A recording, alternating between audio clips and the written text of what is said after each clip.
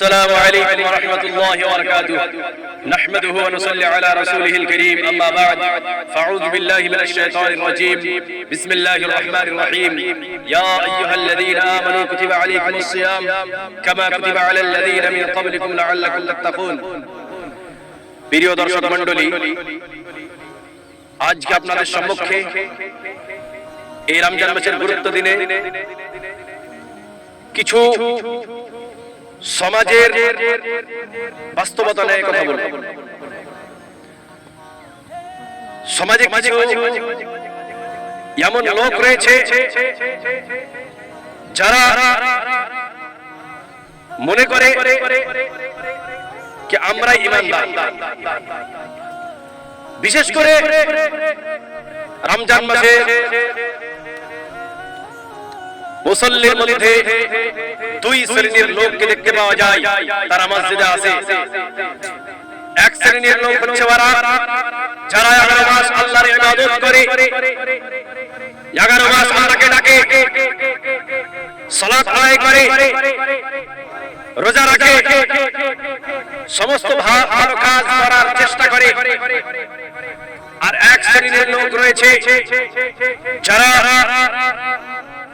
11 মাস পর্যন্ত আল্লাহকে ভুলে থাকে, কিন্তু যখন রমজান মাস শুরু হয় তখন তারা মসজিদে আসে।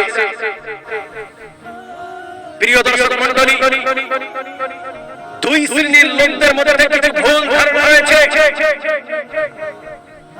প্রথম শ্রেণীর কথা বলি, যারা 11 মাস আল্লাহর ইবাদত করে, তারা মনে করে আমরাই মনে হয় জান্নাতে চলে গেছি।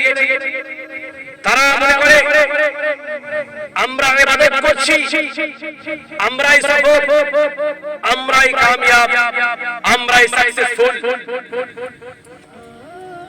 তাই তো যখন রমজান মাসে দ্বিতীয় শ্রেণীর লোকেরা যখন মসজিদে আসে তখন তাদের ব্যাপারে কটূক্তি করে, তাদেরকে হঠাৎ দিয়ে বলে, তাদেরকে বলে তোমরা 11 মাস পর্যন্ত মসজিদে আসোনি, এই রমজান মাসে তোমরা মসজিদে ভিড় জমাবার জন্য এসেছো, এরকম কথা বলে তাদেরকে মসজিদ থেকে তাড়িয়ে দেওয়ার চেষ্টা করে। আর বিশেষ করে ছোট ছোট বাচ্চারা যখন মসজিদে ইবাদত করতে যায়, নামাজ পড়তে যায়, তখন ওই বাচ্চাগুলি যখন কোনো কথা বলে বা কোনো একটি হাসি মজাক করে, তখন তাদেরকে মেরে মসজিদ থেকে বের করে দেওয়া হয়। মাননীয় মুসলিম সমাজ, আমাদেরকে বুঝতে হবে, আমাদের কারণে যদি একটি বাচ্চা মসজিদ থেকে দূরে সরে যায়, আমাদের কারণে যদি একটি ছেলে মসজিদ থেকে দূরে সরে যায়, নামাজ ত্যাগ করে দেয়, তারা মনে করে মসজিদে চলে পরে আমাদেরকে মার খেতে হয়, তাই আমরা মসজিদে যাব না। এরকম ধারণা নিয়ে তারা মসজিদ থেকে দূরে সরে থাকে, দূরে সরে যায়। তাহলে আর জবাবদিহি ওই মুসল্লিদেরকে দিতে হবে যারা 11 মাস আল্লাহর ইবাদত করে। আর তৃতীয় শ্রেণীর লোকদের সম্পর্কে আমি বলতে চাই, তারা মনে করে আমরা 11 মাস যাই করি না কেন, আমরা রমজান মাসে ইবাদত করে আল্লাহর জান্নাত কিনে নিব। তারা তাই শুধুমাত্র রমজান মাসে মসজিদে এসে ভিড় জমায়। আমি তাদেরকে বলতে চাই, হাই হতভাগা, হাই কপাল পোড়া, যে আল্লাহ তাআলা তোমাদেরকে সৃষ্টি করলো, যে আল্লাহ তাআলা তোমাকে বলার জন্য মুখ দিল, শোনার জন্য কান দিল, দেখার জন্য চোখ দিল, শুধুমাত্র কি তুমি এই রমজান মাসে আল্লাহর নিয়ামত দেখতে পাও? শুধুমাত্র কি তুমি এই রমজান মাসে কোরআন তেলাওয়াত করতে পাও? শুধুমাত্র কি তুমি এই রমজান মাসে আল্লাহর নিয়ামত ভোগ করো? অবশ্যই না। তোমরা 11 মাস আল্লাহ নিয়ামতকে ভোগ করো।